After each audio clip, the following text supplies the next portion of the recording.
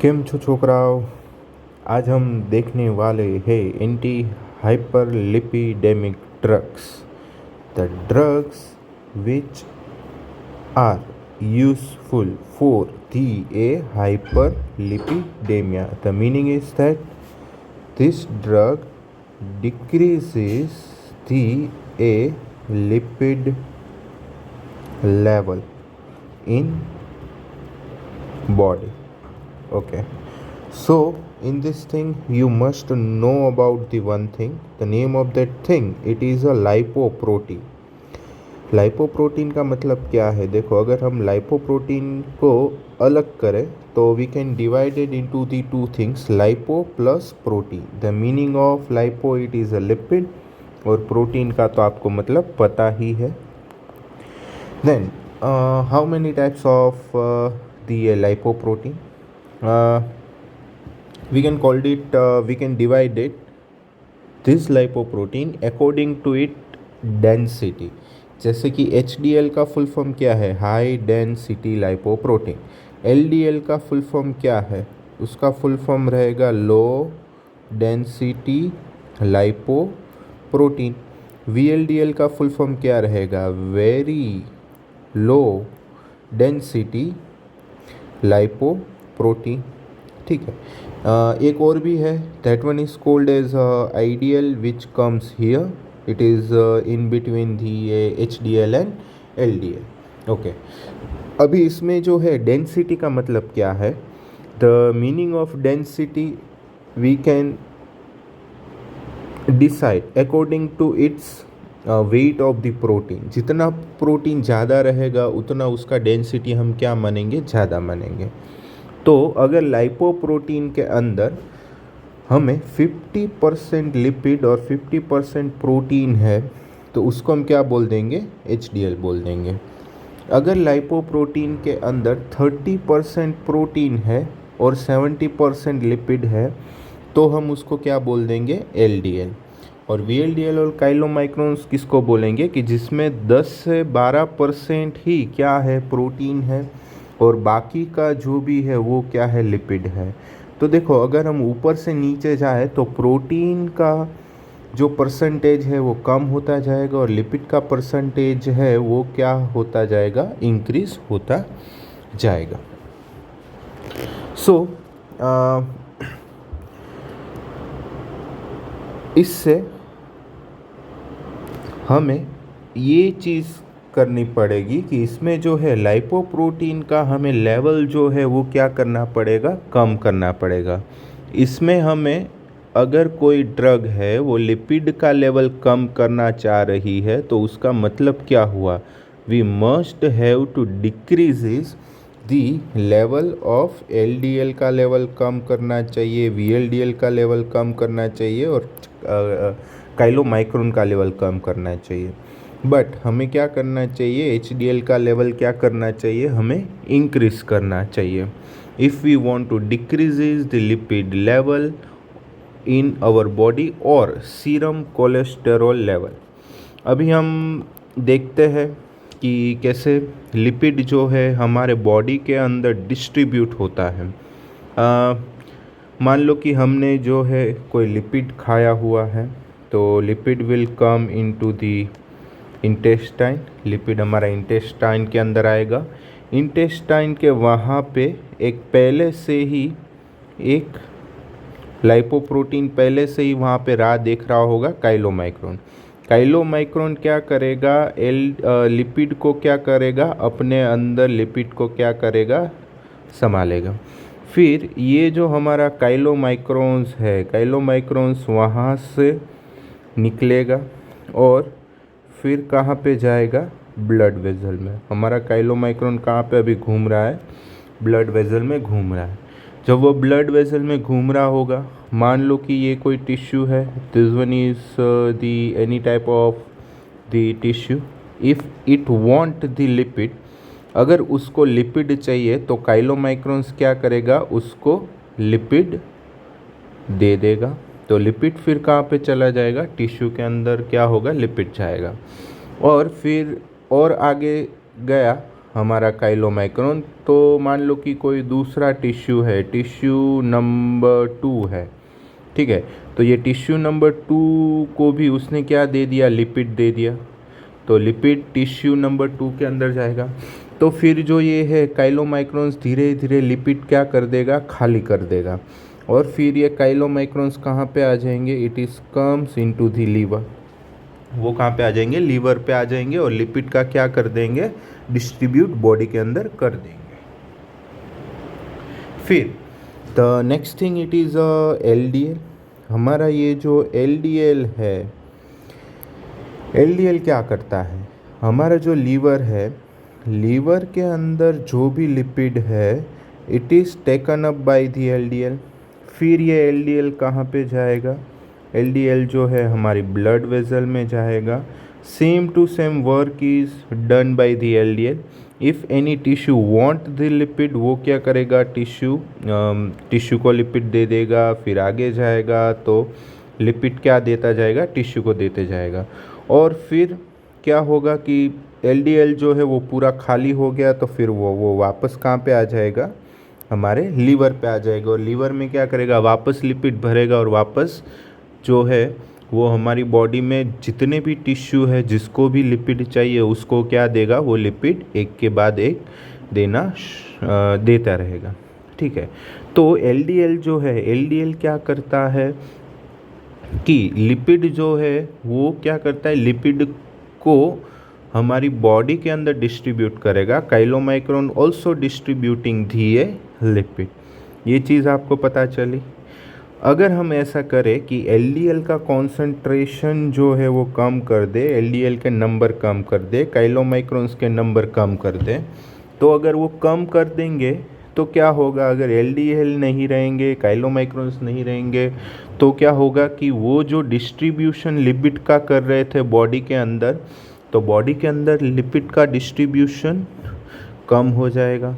तो बॉडी के अंदर लिपिड का डिस्ट्रीब्यूशन कम हो जाएगा और वही तो हमें चाहिए, क्योंकि हाइपरलिपिडेमिया, हमें लिपिड का लेवल क्या करना है, सीरम का लिपिड का लेवल हमें कम करना है। Getting and the one another thing is that HDL क्या करता है, HDL जो है वो भी हमारे सीरम में जाएगा। अगर कोई टिश्यू है, if any tissue wants to give back the lipid back, अगर उसको वो लिपिड क्या देना है, बैक देना है, तो HDL जो है, HDL क्या करेगा, लिपिड को ले लेगा, ठीक है। तो हम ये बोल सकते हैं कि HDL हमारा जो है वो पूरे बॉडी में से लिपिड को क्या करता है, साफ करता है। सो HDL, तो इसका मतलब क्या हुआ कि हमें क्या चाहिए, HDL हमारे बॉडी के अंदर ज़्यादा चाहिए, क्योंकि सीरम के अंदर जो भी लिपिड रहेगा या तो फिर बॉडी के अंदर जो भी लिपिड जो भी ज़्यादा हो गया है तो उसको क्या करना है, उसको साफ़ करना है। तो HDL क्या करेगा, वो लिपिड लेगा और वापस कहाँ पे आएगा, लीवर में आएगा, और लीवर में आके वो लिपिड वापस लीवर को दे देगा और बॉडी में से लिपिड को क्या करेगा, साफ़ करेगा। Getting, so this are the functions of the HDL, LDL, VLDL, chylomicrons. Okay, and एक चीज़ आपको इसमें ये भी याद रखनी है कि लिपिड जो है, लिपिड है क्या, it is a long chain of carbon, और we can called it as a they are the a fatty acid. Lipid क्या है, हमारा फैटी एसिड है, ठीक है। और हमारे बॉडी के अंदर लिपिड बढ़ जाता है तो उसको हमें क्या करना पड़ता है, स्टोर करना पड़ता है। तो फैटी एसिड स्टोर किस में होगा, it is store into the triglycerides. और ट्राइग्लिसराइड्स क्या है, you all know that the एक ग्लिसरॉल। ग्लिसरॉल क्या है, 3 कार्बन वाला रहता है ग्लिसरॉल। फिर क्या होता है कि ग्लिसरॉल के ऊपर वो क्या कर देंगे, फैटी एसिड को वो क्या कर देंगे, जोड़ देंगे। तो एक ग्लिसरॉल के ऊपर अगर हमने 3 फैटी एसिड की चेन जोड़ दी तो क्या हो जाएगा, it is converted into the triglyceride. और ट्राइग्लिसराइड क्या है, it is a storage of the fatty acid. जब भी ज़रूरत होगी तो बॉडी क्या करेगी, ये ट्राइग्लिसराइड्स में से फैटी एसिड क्या करेगी, बाहर निकालेगी और फिर बॉडी के अंदर क्या होगा, भेज देगी। जहाँ पे भी ज़रूरत है वहाँ पे वो भेज देंगे। अगर ऐसा हुआ कि हमारी बॉडी के अंदर जो है fatty acid, free fatty acid बहुत बढ़ गए, तो लीवर क्या करेगा, उसको लेके ग्लिसरॉल के साथ जोड़ देगा और एज अ स्टोर के लिए ट्राइग्लिसराइड्स के रूप में उसको क्या कर देगा, स्टोर कर देगा। Getting, so this is how our body are having distribution of the lipid. अभी हम देखें कि अगर हमें लिपिड कम करना है तो उसके टारगेट क्या क्या रहेंगे।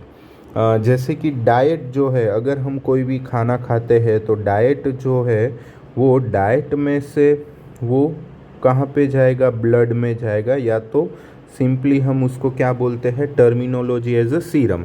तो हमें डाइट में से सीरम में जाएगा कोलेस्टेरॉल और फिर वो क्या जाएगा, बॉडी में जाएगा।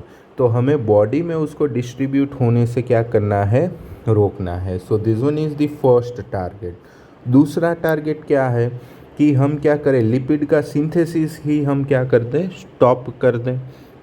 Then third one, the third target क्या है कि अगर हमारे सीरम के अंदर कोलेस्टेरॉल का लेवल जो है वो बढ़ गया है, तो क्या करेगा, लीवर जो है वो कोलेस्ट्रॉल को लेके वो किस में भेज देगा, बाइल एसिड के साथ उसको वो भेज देगा। फिर ये जो बाइल एसिड है वो कहाँ पे जाएंगे, इंटेस्टाइन में जाएंगे। फिर वो इंटेस्टाइन से कहाँ पे जाएंगे, फीकस में जाएंगे। और फिर ये फीकस के थ्रू वो कहाँ पे निकल जाएंगे, हमारे बॉडी के बाहर। इसका क्या हो जाता है, एक्सक्रीशन हो जाता है। बट ज़्यादातर कोलेस्टेरॉल ये जो है वापस फीकस में से क्या हो जाता है, रीअब्जॉर्ब हो जाता है और वापस कहाँ पे जाएगा, सीरम में जाएगा और सीरम में से वापस कहाँ पे जाएगा, लीवर में वो वापस चला जाता है। तो हमें क्या करना चाहिए कि ये जो रीअब्जॉर्प्शन है, रीअब्जॉर्प्शन ऑफ द कोलेस्ट्रॉल को हमें क्या करना है, स्टॉप करना है। Then comes to the third one. अगर हम ऐसा करें कि एलडीएल है, काइलोमाइक्रोन्स है, वीएलडीएल है, उसका हम क्या करें कि उसका हम कैटाबॉलिज्म कर दें, तो एलडीएल का नंबर और वो सब क्या कर देंगे, डिक्रीज़ कर देंगे। तो एलडीएल का नंबर और वो क्या हो जाएगा, डिक्रीज़ हो जाएगा। तो उसकी वजह से जो है कोलेस्टेरॉल हमारी बॉडी के अंदर उसका डिस्ट्रीब्यूशन हो रहा है, तो डिस्ट्रीब्यूशन हम क्या कर देंगे, स्टॉप कर देंगे। अगर डिस्ट्रीब्यूशन ही बॉडी के अंदर स्टॉप हो जाएगा तो हमें कौन सी इफ़ेक्ट मिलेगी, एंटी हाइपरलिपिडेमिक इफ़ेक्ट मिलेगी। So this are the target. और ये जितने भी टारगेट है उसके अनुसार उसके जो है वो ड्रग है। तो ड्रग जो है हम एक के बाद एक देखना शुरू करते हैं। In that first one, the first one it is a HMG CoA reductase inhibitor. HMG CoA reductase inhibitor के एग्जाम्पल कौन कौन से हैं,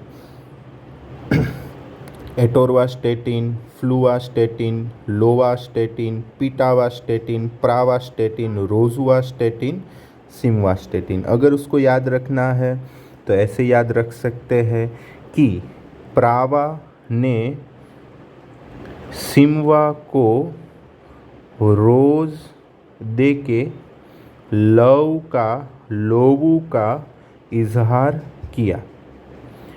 तो एटोरवा को गुस्सा आया तो वो गुस्से से क्या हो गया, फूल गया। और प्रावा को उसने क्या किया, पिटवा दिया। गेटिंग, सो प्रावा स्टेटिन आ गया, सिमवा स्टेटिन आ गया, रोज दे के, रोज मीन्स रोजुआ स्टेटिन, लव का इजहार किया मीन्स लोवा स्टेटिन। फिर एटोरवास्टेटिन को उसमें गुस्सा आया तो वो क्या हो गया, फूल गया। बट इसमें आपको क्या याद रखना है, फ्लूवा हो गया। और प्रावा को क्या किया उसने, पिटवा दिया, pitavastatin. Okay, then how the mechanism of action. अभी क्या होता है कि हमारे बॉडी के अंदर एसीटेट है या तो फिर फैटी एसिड की जो चेन है, it is converted into the HMG CoA. फिर ये जो HMG को है it is converted into the mevalonic acid in the presence of the enzyme HMG CoA reductase. ये HMG कोए रिडक्टेस की वजह से HMG कोए जो है वो मेवेलोनिक एसिड में कन्वर्ट होगा। Then mevalonic acid is converted into the cholesterol and this cholesterol will be go with the LDL। और फिर LDL क्या करेगा, हमारा जो भी कोलेस्ट्रॉल है, कोलेस्ट्रॉल को वो क्या कर देगा, distribute in the body. Cholesterol को क्या कर देगा, डिस्ट्रीब्यूट कर देगा। But when we are blocking this enzyme, ये एंजाइम को हम क्या करते हैं, ब्लॉक करते हैं। तो ब्लॉक करने की वजह से क्या होगा, मेवेलोनिक एसिड ही नहीं बनेगा। If there is no any mevalonic acid, so there is no any conversion from mevalonic acid to cholesterol, तो कोलेस्ट्रॉल बनेगा ही नहीं। तो कोलेस्ट्रॉल का सिंथेसिस हमने क्या कर दिया, बंद कर दिया। It lowering the plasma cholesterol level. Which are the ADR और साइड इफ़ेक्ट। उसमें जो है मायोपैथी होती है। मायोपैथी मीन्स हमारा जो है muscle can not properly work और मसल जो है हमारे टूटने लगेंगे। देन राब्डोमायोलाइसिस। मायो मीन्स मसल और लाइसिस मीन्स टूटना, ब्रेक डाउन। ठीक है, तो क्या होगा कि मसल का क्या होगा, ब्रेक डाउन होगा। बट वो मसल कौन से होंगे, राब्डो मसल का क्या होगा, ब्रेक डाउन होगा। Rhabdo muscle means skeletal muscle, person के जो भी स्केलेटल मसल है उसका क्या होगा, ब्रेक डाउन हो जाएगा। It is a teratogenic drug means we are not giving to the pregnant women. Pregnant women को हम देंगे नहीं। अभी देखो, अभी मसल का ब्रेक डाउन हो रहा है तो उसकी वजह से क्या होगा, ये जो एंजाइम है CPK, creatinine phosphokinase, will increase in blood, so we can also call it as a serum level of creatinine phosphokinase increase। क्या होगा, क्रिएटिनिन फोस्फोकाइनेज वो क्या हो जाएगा, इंक्रीज हो जाएगा। एंड पर्सन को क्या होगा, स्लीप डिस्टर्बेंस, पर्सन को नींद अच्छी तरह नहीं आएगी। इसका हम यूज़ किस में करते हैं, we are using for the primary and secondary hyperlipidemia. Hyperlipidemia के भी बहुत सारे क्लासिफिकेशन है। We are using for primary and secondary hyperlipidemia. Then it can also decreases the LDL level। Atheromatous plaque को वो क्या करेगा, स्टेबिलाइज करेगा। ठीक है, मीन्स एथेरोमेटस प्लाक क्या होते हैं कि ये जो प्लाक है वो आगे जाके क्या करते हैं, कोई भी ब्लड वेसल को जो है वो क्या कर देते हैं, ब्लॉक कर देते हैं। बट ये ड्रग क्या करेगा, उसका स्टेबिलाइजेशन करेगा। स्टेबिलाइजेशन करेगा तो ये प्लाक बनेंगे ही नहीं। ये बनेंगे नहीं तो हमारी जो भी कैपिलरी ब्लॉक होनी चाहिए वो ब्लॉक नहीं होगी। It can also improve the endothelium function, क्योंकि एंडोथीलियम फंक्शन जो है इम्प्रूव होना ज़रूरी है। एंडोथीलियम कहाँ पे होता है, we are finding out into the blood vessel. तो ब्लड वेसल का जो भी अंदर का लेयर है, inner most layer, it is a endothelium layer. अगर एंडोथीलियम लेयर का फंक्शन जो है इम्प्रूव हो गया, अगर वो इम्प्रूव हो गया तो जो भी प्लाक बनना चाहिए वो प्लाक बनेगा ही नहीं। क्योंकि बहुत बार क्या होता है एंजाइना में और वहाँ में उसमें क्या होता है कि प्लाक बनता है और वो किसकी वजह से, एंडोथीलियम इंजरी की वजह से ही होता है। बट ये क्या करता है कि प्लाक का फॉर्मेशन अच्छी तरह नहीं होने देगा और एंडोथीलियम फंक्शन को क्या करेंगे, इम्प्रूव करेंगे। Then next drug, it is a niacin. We can also call it as a vitamin B3 और निकोटिनिक एसिड। अभी देखो हमारा जो भी एडिपोस टिश्यू है, एडिपोस टिश्यू का क्या करता है, it is stored the lipid और the fatty acid into the triglyceride. आगे मैंने बोला था कि ट्राइग्लिसराइड क्या है, फैटी एसिड, तीनों फैटी एसिड क्या हो जाते हैं, ग्लिसरॉल के तीनों कार्बन के ऊपर अटैच हो जाते हैं, और जब भी ज़रूरत होती है तो उसमें से क्या होगा कि फ्री फैटी एसिड इसमें से रिलीज़ होगा, फिर वो कहाँ पे आएगा, ब्लड या तो फिर सीरम में आएगा, फिर वो कहाँ पे जाएगा, लीवर में जाएगा, और लीवर में जाके वो वापस ट्राइग्लिसराइड्स में बनेगा, फिर ट्राइग्लिसराइड्स कहाँ पे जाएंगे, VLDL या तो फिर LDL में जाएंगे, फिर वो कहाँ पे जाएगा, ब्लड में जाएगा, और लिपिड क्या होगा, डिस्ट्रीब्यूट होगा। बट हमें क्या करना है, डिस्ट्रीब्यूशन कम करना है। तो नियासिन क्या करता है, niacin will block this. Niacin going to block the conversion of triglycerides to free fatty acid in adipose tissue. अगर एडिपोज टिश्यू में ही उसने फ्री फैटी एसिड का कन्वर्जन नहीं करवाया तो क्या होगा, ब्लड में नहीं बढ़ेगा। अगर ब्लड में ही फ्री फैटी एसिड नहीं होगा तो लीवर जो है वो फ्री फैटी एसिड का यूज़ ही नहीं कर पाएगा। अगर वो उसका यूज़ ही नहीं कर पाएगा तो VLDL ही नहीं बनेगा या तो फिर LDL ही नहीं बनेगा। अगर LDL और VLDL ब्लड में ही नहीं है तो लिपिड का डिस्ट्रीब्यूशन ही नहीं होगा। Which are the side effects and ADR flushing. Person के जो क्यूटेनियस जो भी ब्लड वेजल है वो क्या हो जाएगी, डायलेट हो जाएगी। Due to that skin will be red. Impaired glucose tolerance. Person का जो भी ग्लूकोज का जो मेटाबॉलिज्म होना चाहिए बॉडी के अंदर वो क्या हो जाएगा, इम्पेयर्ड हो जाएगा। तो उसके वजह से जो है डायबिटीज़ मेलिटस होने के चांसेस बढ़ जाते हैं। हिपाटोटॉक्सिसिटी होगा। Inhibit the tubular secretion of uric acid. तो ये क्या करता है, ट्यूब्यूलर सेक्रेशन सबसे पहले तो वो कहाँ पे होता है, किडनी में होता है। तो किडनी के अंदर जो भी यूरिक एसिड सीरम में से कहाँ पे जा रहा है, यूरिन में जा रहा है, तो ये क्या करेगा, स्टॉप करेगा। ये ड्रग जो है uric acid serum to urine stop करेगा, तो उसकी वजह से क्या होगा, serum uric acid level increase. अगर वो इंक्रीज होगा तो उसकी वजह से क्या हो सकता है, पर्सन का गाउट जो है वो प्रेसिपिटेट हो सकता है। तो नियासिन है we are not using into the gout. और इसका यूज़ क्या है, 2 and 4 hyperlipidemic patient, and we can also using for the coronary heart disease patient, means angina और वैसा कुछ है, या तो फिर पर्सन की जो है बहुत सारी कोरोनरी आर्टरी जो है वो ब्लॉक है, तो तभी जो है we are using this niacin. Then third one it is a fibrate. Fibrate के एग्जाम्पल क्या है, fenofibrates and gemfibrozil. And what fenofibrate will do. अभी देखो आगे मैंने बताया था, पहले नीचे वाला पार्ट मत देखिए, पहले ऊपर वाली लाइन देखते हैं कि फ्री फैटी एसिड मैंने बोला था कि अगर वो ब्लड के अंदर रहेगा तो वो कहाँ पे जाएगा, it is go into the liver, और लीवर में वो किस में कन्वर्ट होगा, ट्राइग्लिसराइड्स में कन्वर्ट होगा। ट्राइग्लिसराइड्स फिर क्या करेगा, VLDL का लेवल बढ़ाएगा, LDL का लेवल भी वो क्या कर देंगे, बढ़ा देंगे।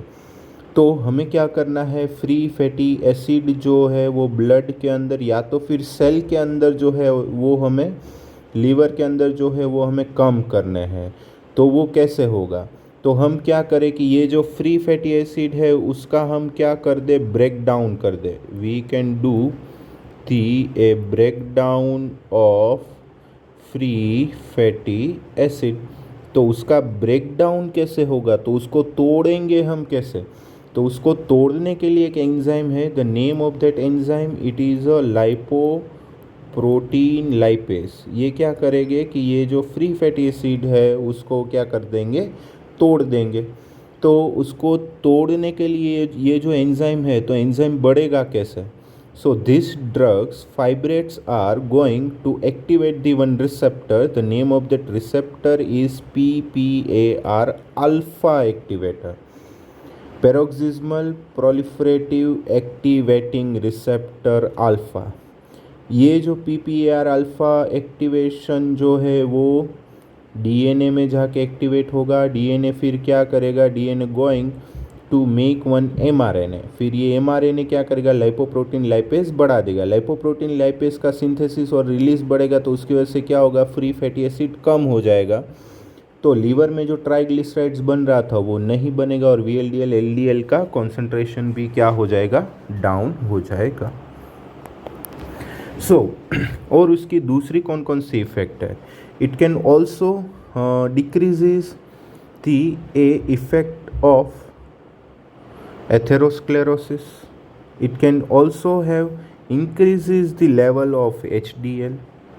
इसकी साइड इफ़ेक्ट और ADR क्या है, GI डिस्ट्रेस रहेगा, मीन्स पेट में कुछ मज़ा नहीं आएगा ऐसा होगा। इम्पोर्टेंस होगा, मीन्स पर्सन को गैस हो जाएगा। फिर मायोपैथी हो सकती है। फिर ब्लड विजन होगा and it is also a teratogenic drug. Then fourth one, it is a bile acid sequestrant. Bile acid sequestrant क्या है, कोलसेवेलम, कोलस्टाइरेमाइन, कोलेस्टिपोल। इसमें हमें क्या करना है, हमें टायर को पोल के साथ अथड़ाने से हमें क्या करना है, उसको हमें सेव करना है। ऐसे याद रखना है तो आप याद रख सकते हैं, cholestyramine, colestipol and colesevelam. So what is usually happening, हमारा जो लीवर क्या बनाता है, बाइल एसिड बनाता है। और ये जो बाइल एसिड जो है, ये बाइल एसिड कहाँ पे जाएगा, हिपैटिक डक्ट में जाएगा। ये हिपैटिक डक्ट में से कहाँ पे जाता है, स्मॉल इंटेस्टाइन में। This one is our small intestine. फिर यहाँ पे जो बाइल एसिड है, bile acid are going to bind with the cholesterol. वो क्या होते हैं, कोलेस्ट्रॉल के साथ बाइंड हो जाते हैं।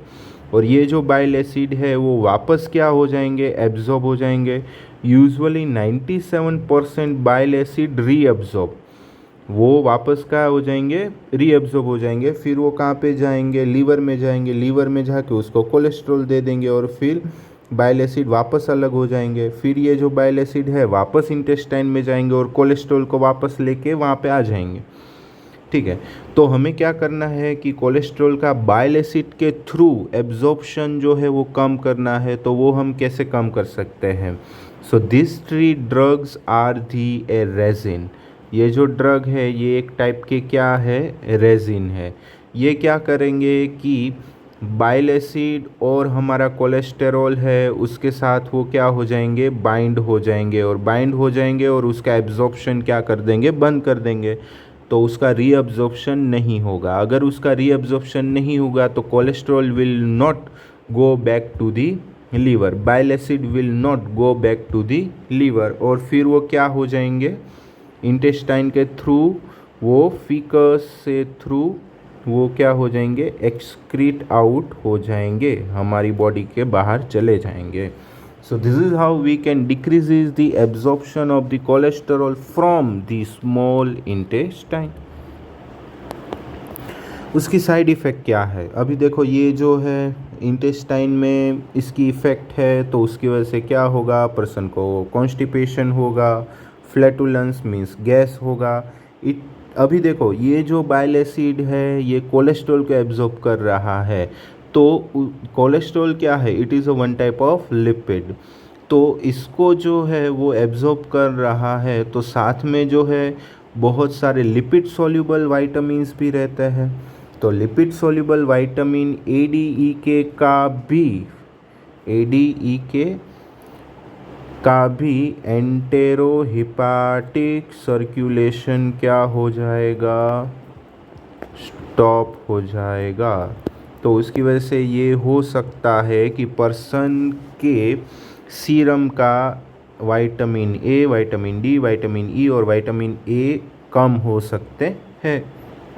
फिर then another side effects are it can decreases the absorption of digoxin and warfarin। तो उसका एब्जॉर्प्शन इसने क्या कर दिया, कम कर दिया। तो when the person is taking resin we should not take DA, digoxin and warfarin.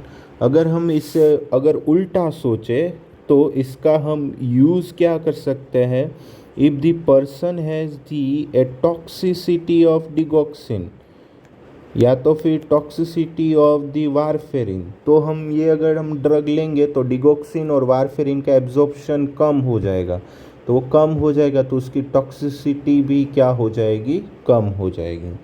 So this side effects we can use it as a use. Then comes to the next one, the cholesterol absorption inhibitor. ये क्या करते हैं, cholesterol का absorption जो है वो inhibit कर देंगे। उसका ड्रग का नाम क्या है, एज़ेटिमाइब। तो सेम थिंग, एब्जॉर्प्शन कम कर देंगे तो कोलेस्टेरॉल जो है वो सीरम में नहीं आएगा। अगर कोलेस्टेरॉल जो है उसका एब्जॉर्प्शन नहीं होगा, अगर उसका एब्जॉर्प्शन नहीं होगा तो सीरम कोलेस्टेरॉल लेवल क्या होगा, डाउन होगा। तो we can also called it as a liver के अंदर कोलेस्टेरॉल क्या हो जाएगा, डाउन हो जाएगा। ठीक है, तो एज़ेटिमाइब जो है ये क्या करेगा, फंक्शन करेगा। बट होता क्या है कि लीवर के अंदर कोलेस्ट्रॉल कम हो गया तो लीवर क्या करेगा, कोलेस्टेरॉल बनाएगा, कोलेस्टेरॉल का वो क्या करेगा, सिंथेसिस करेगा। क्योंकि क्या हो रहा है, कोलेस्टेरॉल जो है अभी ब्लड में नहीं आ रहा है, उसका एब्जॉर्प्शन जीआईटी में से नहीं हो रहा है, तो लीवर बोलेगा कि नहीं हमें कोलेस्ट्रॉल तो थोड़ा बनाना चाहिए। तो कोलेस्ट्रॉल क्या करेगा, लीवर बनाएगा। तो कोलेस्ट्रॉल का सिंथेसिस स्टॉप करने के लिए हम क्या यूज़ करेंगे, स्टैटिन्स को हम क्या करेंगे, यूज़ करेंगे। तो एज़ेटिमाइब जो है we are not using alone because of the synthesis of cholesterol in the liver. तो हम क्या करेंगे, एज़ेटिमाइब प्लस स्टैटिन हम क्या करेंगे, यूज़ करेंगे। So there are no any usually side effects of this drug. Then comes to the sixth one. It is a omega-3 fatty acid, या तो फिर हम क्या बोलते हैं, fish liver oil. Fish liver oil का भी हम यूज़ कर सकते हैं। This one is a PUFA. ये क्या है, पूफा है। पूफा का फुल फॉर्म क्या है, पॉली अनसैचुरेटेड फैटी एसिड्स। तो ये जो है पूफा है, ये पूफा क्या करेंगे, they are going to inhibit the synthesis of VLDL and triglycerides 30%। और इसकी साइड इफ़ेक्ट क्या है, एब्डोमिनल क्रैम्प है, ब्लीडिंग टाइम इंक्रीज करेंगे, डायरिया भी हो सकता है और नोजिया भी हो सकता है। So this is about the anti hyperlipidemic drugs. Thank you.